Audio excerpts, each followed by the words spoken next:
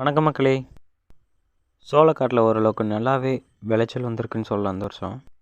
இங்கே பார்த்தாலே தெரியும், எல்லாம் சோளக்காட்டில் இப்போ போட்டு வாங்கியாச்சு.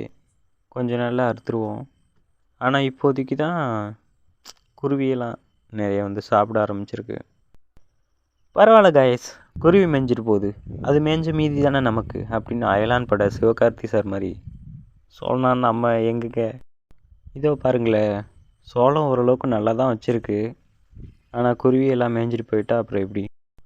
சரி, ஓகே, பரவாயில்ல. இயற்கையை தாண்டி நாம் எதுவும் பண்ண முடியாது. குருவி சாப்பிட்ற வரைக்கும் சாப்பிட்டோம், மீதியை நம்ம பார்த்துக்குவோம் அப்படின்னு நினச்சிட்டு போயிட்டு இருக்கும்போது தான் பார்த்தா சோளக்காட்டிலெல்லாம் வெயில் பொறுக்க முடியாமல் கோழியெல்லாம் நிழலுக்கு வந்து அடைஞ்சிருக்குங்க. சரின்ட்டு அப்படி நடந்து போயிட்டு இருந்தா வாய்க்காலில் பார்த்தா நம்ம பூனை படுத்துருக்குங்க. ஜம்முன்னு ஆள் படுத்துருக்காங்க பாருங்கள். சரி, ஓகேங்க. அடுத்த வீடியோவில் மீட் பண்ணுற வரைக்கும் உங்களிடமிருந்து விடைபெற்றுக் கொள்வது நான் உங்கள்